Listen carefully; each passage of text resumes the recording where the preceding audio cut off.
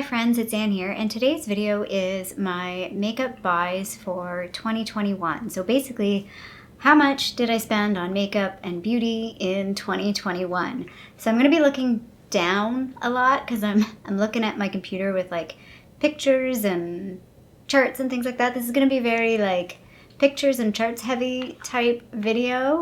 I have gone through all of this already, and what I've decided to do is take photos. I was going to do, I don't know if this is going to go up before my empties or this will go up after. I don't know the order I'll do those two in.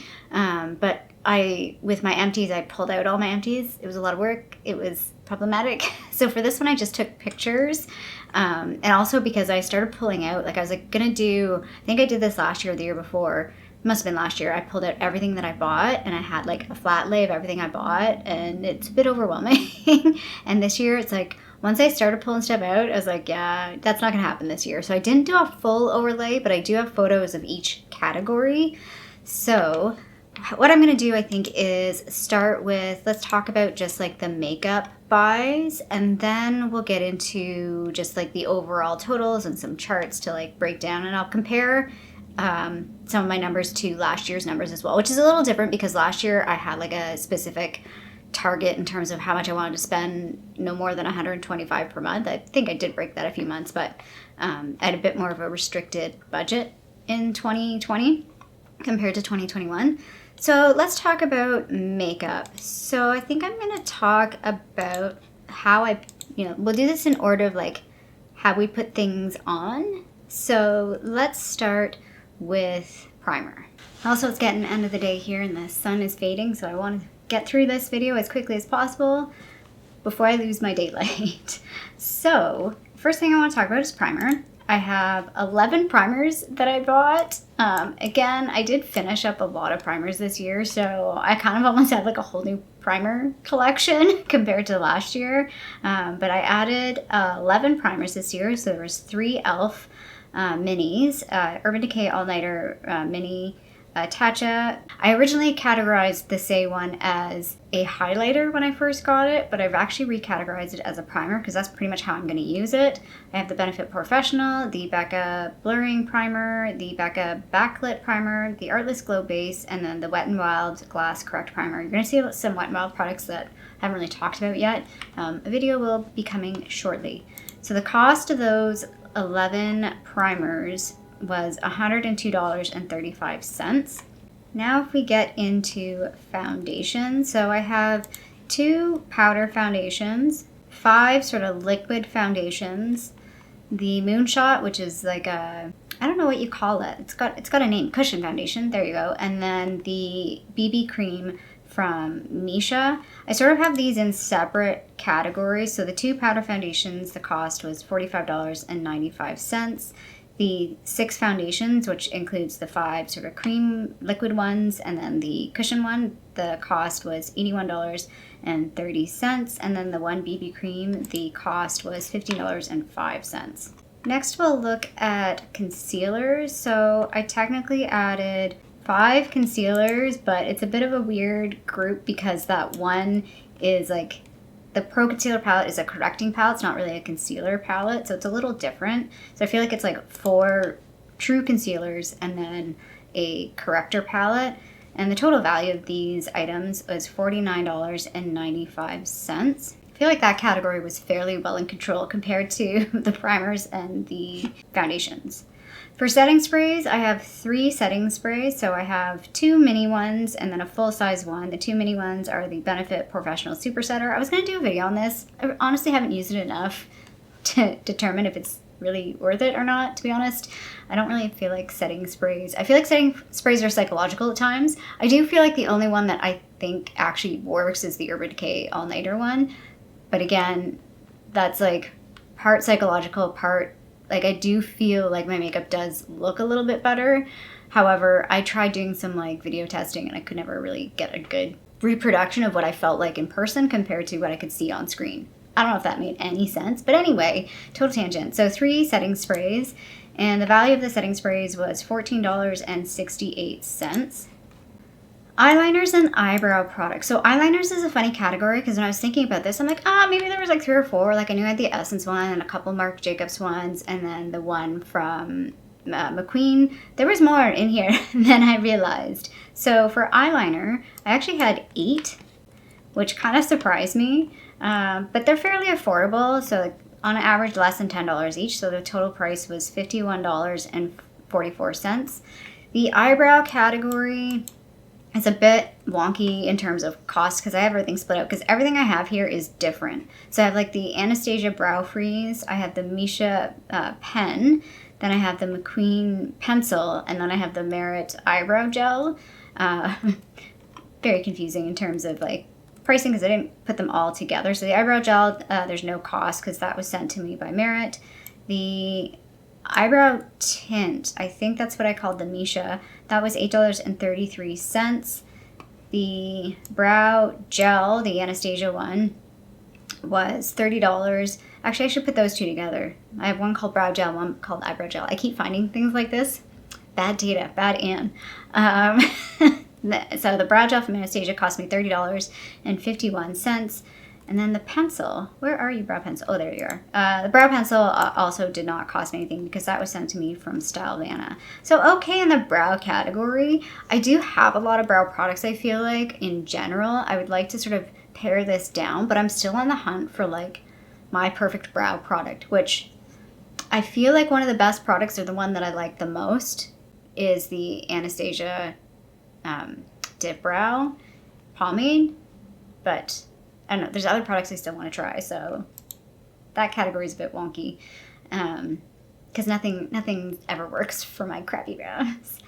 Mascaras and false lashes. So I don't really ever talk about false lashes. They never show up in my empties because they just sort of like, I think I just toss them when they're like falling apart and I never really think about them. But I did have 2 false lashes that I bought. I bought a 2-pack from Quo, and then I also bought the Ardell magnetic liner and lashes.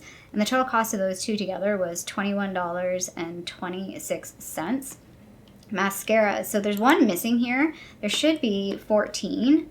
Maybe there's 2 missing from here. I know because I've used up mascaras in my empties that I got this year. And then there's 1 mascara primer. That's that Essence mascara primer. And yeah, the Ilia one is a mini and the Milk Makeup one is a mini. So in total, there was 14 mascaras. I know for sure there was the CoverGirl Clean Lash one. There's something else that's missing here. I'm not sure which one. The total cost of those was $62.56, and then the 1 mascara primer was $4.17. Now we get into another heavyweight category. So blushes. Blushes is like the second, because there's a tie between palettes and mascara. So it was like the second highest count at 13. 13 blushes this year, which over than doubled what I had last year. So if I don't have it open, but I'm pretty sure I had like 9 or 10 blushes prior to this, and now I have like 23 or something like that. Like, it's ridiculous. It's so high. But the cost was actually pretty good. So in total, the cost of these 13 blushes was $117.37. Yeah, I'm really on like a blush diet for 2022. Need to cut back on those blush calories because I added a lot in 2021. Bronzers is a bit better of a category, so I only added 6 bronzers, and the NARS is the only mini, but the Anastasia, I keep mixing those 2 up. Annabelle and the NARS ones are both minis. So in total, with the 6 bronzers, they cost $69.61. I added 8 highlighters to my collection, and the total cost of these highlighters was $75.85. Again, another category where I was like, this is maybe a little too much. Although, granted, I have like the Hollywood Flawless filter's a little bit different, the Merit one's a little bit different, the color, like they're all a little bit different. They're not all the same type of highlighter, same type of like consistency and same type of formula and all that kind of thing. So, yeah, it's still kind of a lot though, because I really don't go through highlighter at all, like that quickly. So this is another category that surprised me, was the sort of single eyeshadows. Again, off the top of my head, I was like, well, yeah, there was like Leona ones that I bought, there was a couple ColourPop ones, but once I started pulling everything out, I was like, oh yeah, I kind of forgot about some of the stuff from the beginning of the year, like the Natasha Denona one and the Inmo Cosmetics ones. So the single eyeshadows, again, I don't know about looking at this picture, but there should be 21. And the total value of that was $179.05. The Cliona ones are kind of expensive, but definitely well worth it. I love those shadows. Okay, now we're into eyeshadow palettes. I had to split this out into several photos. So this photo is sort of like the smaller-ish photo, or smaller-ish palettes. And yeah, so I knew there was going to be a lot in this. I knew I had at least 12. Turns out I had 14 eyeshadow palettes. So we have the Charlotte Tilbury Starry Eyes, I think Hypnotize is what that one's called. The ColourPop Tender Loving Cancer, a little duo. I count duos as palettes. That's something I'm reconsidering potentially next year. Because I noticed when I was doing my eyeshadow palette roulette, like I have a lot of quads and a lot of, not a lot, but I have a handful of duos. And it's like, they're not the same to me as like a 9, 10, 12 pan, 30 pan palette. So I don't know, I might start splitting out my small palettes and my large palettes. I do in my inventory split them out when I like share numbers for my inventory, but just like as a number, I feel like 14 is maybe disingenuous because it's not like 14 30 pan palettes. Does that make sense? Anyway, the Shan one was a 2-shade palette. The Multi-Cube has 3 eyeshadows. I guess there's technically another blush in there. So there's, 15 blushes I added? Because that has 4 eyeshadows and a blush. I have the 5 Star Island Animal Crossing palette, the e.l.f., I think that's the Rosewater one, the Wet n Wild palette, I think it's called Lights Off, the Going Coconuts palette. Then I have 4 sort of mid-size ones, the Shades of Roses from Be Bella, the Neon Drip from Poppy Cosmetics, and then 2 from ColourPop, the Wild Nothing and the Truly Madly Deeply. And then I have 2 larger palettes. One is the Huda Beauty Mercury Retrograde, and then the other one is the Celestial Odyssey, I think it's what it's called, from Pat McGrath. I'm just looking at my pictures and noticing that one's upside down, I think. So anyway, doesn't really matter. So now lip products. So lip products is another area where I sort of like break everything out, but I put it all together in this photo. I tried to organize it by product. So at the top, there's like 2 lip liners, then I have those 3 lippy sticks, 3, 4, 5 liquid lipsticks here, 3, 4 lip glosses, 4 lipstick bullets, 2 lip tints, and then I have the 2 tinted lip balms, the Tower 28 and the NARS, and then 1 lip oil from Merit.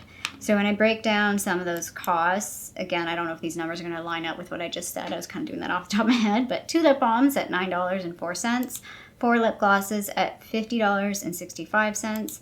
Oh, I've got 1 lip, yeah, because I have lip liner and lip pencil. Let me go fix that right now. 1 lip oil at no cost, 2 lip pencils at $12.84, 3 lip tints at $19.91, 8 lipsticks. Because I put a couple of them as they're more liquid lipstick or lipstick-like.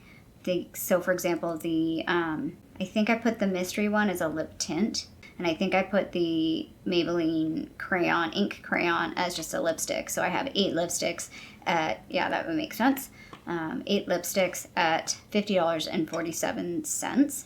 So that's it for the makeup photos. In total, what I just talked about, plus some other items like makeup remover, which I didn't talk about. So I have 3 makeup removers that I bought. I know one's a Josie Maran one. I can tell you off the top of my head, I'm pretty sure. Josie Maran one, the Marcel pads, and the ColourPop cleansing oil. So 2 cleansing oils and 1 makeup remover pads, I think that's what that is, at $19.98. So the total of all that I just talked about was 145 items, and the cost that I spent was $1,418.16. And just out of curiosity, the retail price of that is pretty much double at $2,845.88. So if I paid full price for all of those items, I would have paid $2,845, so twice as much. Now, I did share some numbers in my December buys and buys. It was a little off because there was a lipstick that I had listed, but I realized I didn't actually keep that lipstick. I put it in a giveaway. So if I have something that I bought, but I didn't keep it, like it's not something that I actually used, that I just, bought it for somebody else or part of a giveaway, I don't include that in my makeup totals. So if we look at some of my charts of other things if we look at the categories of spend by month, so December was the big one because I bought the Braun IPL device, which I talked about. Like that was $380. So that's a big chunk out of that. The December line would be lower than the November, be closer to the September one. But it's interesting looking at my spend by month this year compared to last year. It's actually quite different. Last year, my big months were very obviously August and November, and February was a pretty big month too. Whereas this year, really it was March and then March and December. Well, and then if December goes back down again, it would be March, June, September, November, December. There were a lot more higher months. So my grand total that I spent last year, because we're now in 2022. So for 2021 was $2,748.94. If we compare that to 2020, in 2020 I spent $1,494.16. Now I did have a budget of $1,500 that year, so I definitely made it in under budget, but I definitely spent more this past year because I didn't put myself into a corner, although mentally I think I was trying to get between $2,500 and $3,000. I think I spent around $3,000 in 2019. Yeah, I spent $3,119.62. So looking at the next chart, spend by category. So makeup was the biggest category at the $1,400. Next up was $600 for skincare, $500 for tools. Again, a huge chunk of that is the Braun IPL device, $129 for hair care, and then $63 for nail care, and $14 for fragrance. So similar ratio in terms of each year. Like makeup generally takes up about half, sometimes a little under, sometimes a little over. Like last year I think it was 45% was makeup, and then I think the year before it was like 56%, and then skincare usually follows into that like 20 to 25 range. It's just interesting that that's just how my numbers sort of fall out. But again, count of categories. So again, makeup was really high. So there's 145 items in makeup. Comparing that to last year, I had 71. Wasn't even in 3 digits. I had 71 makeup items. So that's something that I am trying to curtail a little bit in 2022. I talked about this in the beauty budget video, my beauty planning video, that I want to stick to no more than 4 items per makeup category, and I had 2 exceptions to that. Mascara and concealer, because I want to do a mascara testing and a concealer testing. But the 2 categories that I really want to keep to that is blush, obviously, and foundation. And then again, I just kind of did a count by month as well. And this one is so different than 2022, I find. Like, it's just interesting how in 2022, August was a huge month. January and August were my big months. I know August last year was when I got the Pure and Atta order, so I had a lot of little items. And I had 2 kind of orders like that in August, I think, that had a lot of items in them. And then this year, it was just sort of slow start. March was obviously a big month. Clearly, Sephora VIB sale. And then it kind of got pretty small. June was a bit higher, and then I feel like the end of the year was just really creeping out. Like September, I don't know why September was so high. Like, I don't know what the heck I was doing in September that made me want to buy so much. But yeah, just a bit more even across the year, whereas last year definitely had much bigger spikes. I also did a pivot this year. So what I started tracking this year, which I hadn't done before, is where I was buying stuff. So Sephora versus Shoppers Drug Mart, which is our like main drugstore. Rexall is another drugstore, versus like Winners. Where am I spending my money? So obviously the number one is Sephora. I bought 35 items at Sephora, and I spent $633. I actually spent a little bit more than that. I'm probably closer to $700 because I've bought a few things for giveaways and gifts at Sephora. So I know that's a little bit higher. Number 2 comes in as the Hudson's Bay because I bought that device. So sorry, it was $372 that I spent on the IPL device. So kind of excluding that, the next highest, they're like neck and neck, is ColourPop. Even like number of items, ColourPop, 23 items at a value of $214, and then Shoppers Drug Mart, 28 items and a value of $213.89. The next one was Tribe Beauty Box. So I knew that those were pretty expensive. The Tribe Beauty Box, I bought, I guess 3 or 4 of them, and they were a pricey box, but they're every other month. So when you average it out, it does work out to the cost. Like, you're not spending any more than you would be spending for like BoxyCharm, but you're getting less items because you're only getting a box every other month. So the value spent is the same, but the number of items, like the actual value of items you get, is not as good. But I liked it because it was a little bit different.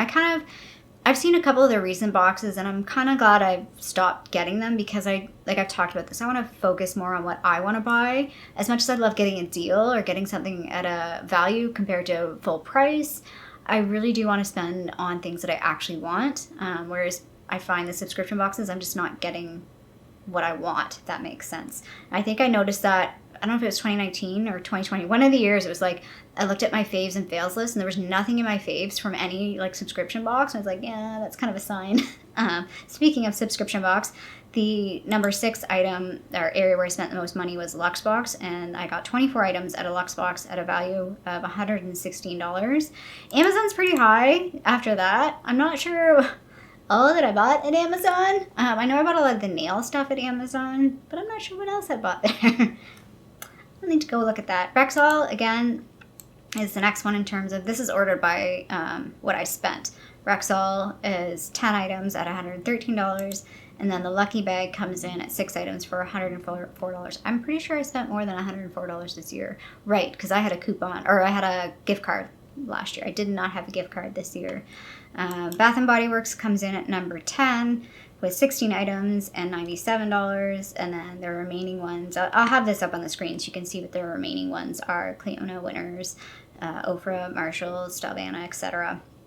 So yeah, I just felt like that was really interesting to see where am I actually spending my money, which I'm not too surprised at where I'm actually spending my money. Yeah, I think that's it. The only other thing I didn't talk about, so the total cost, everything that I spent was, because I talked about makeup, so in total was $2,784.94. The retail cost of that, again, almost double, at $5,129.84. And then I added, brought into my life 259 new items. That's a lot. That's where I'm like, okay, I need to it's maybe too much that I'm bringing in compared to what's going out. We're going to see how that balances out a little bit more in 2022, hopefully, with my plan of really keeping in check of what I'm bringing in versus what's going out. The other thing that I kind of gave myself a bit of a shocker on, I mean, I shouldn't be surprised. And I know I'm spending more money because I have a channel, I'm spending things to review on and things like that, but I don't know if I really am spending a whole lot more, because I think I would be just spending differently if I didn't have a channel. But I was pulling together one of my charts and I didn't have my filter for the year, so I've been tracking since 2018, since I started my channel. So the chart that I use has everything from 2018, or the table has everything from 2018 till now, right up till even the items that I bought up into 2022. So as of today, I've spent pretty much exactly $10,000 over 4 years, I guess. So that's a lot. $10,000 over 4 years. That's a lot of money that I could probably spend towards something else, but that's this is my hobby. This is the one thing that I actually, spend money on, that I enjoy. I think I've talked about this. I don't really buy a lot in clothes. I don't really do much on my house, which I would like to, but yeah, when I think about it, it's I could have saved $10,000 over 4 years and maybe had my kitchen redone. I don't know. It's just interesting. It's interesting when you add it all up, what it actually adds up to. But I think about, had I not bought these products, the joy that these items that bring me on a day-to-day basis, if I didn't spend that money, I wouldn't have that daily joy. I would just be it's tricky saving money. I know the feeling of the deferred gratitude of when you're saving up for something really big. I saved up to get a car, and it was all of a sudden just this boatload of money goes out of your account, and you're that's it. It's gone. You've been saving for so long, and then it just goes like that. As they say, you can't take it with you. Anyway, I hope this video was interesting for you. I like keeping track just to see where I'm going with things, keeping myself in check. As I mentioned, I don't always have in mind a budget, a low buy, or anything like that. I know other people spend more than me, other people spend less than me. It's all about being happy or comfortable with what you're doing. I wouldn't be spending this kind of money if I were a student right now. That just would not be happening. But yeah, I find this really interesting. I find it interesting to see other people's numbers as well in terms of like empties as well as purchases. I know not everybody shares their purchases, but it's fun to see even the empty side too, just to see how much of like the value of stuff that you're using out and the number of items that you're using out as well. Again, don't know which order those two videos are going to go up, but I have like a full year empties video that I'm going to do, and then this is the full year buys. So my full year goodbyes and my full year buys. I don't know what order I want to put them up in yet, but they'll be up like near each other, so if you haven't seen one, go see the other, vice versa. And yeah, if you like this video, feel free to give it a little thumbs up down below, and if you haven't already, I would love it if you subscribe to my channel here in Toronto, Canada. I hope you're doing well, and I'll see you sometime soon. Bye.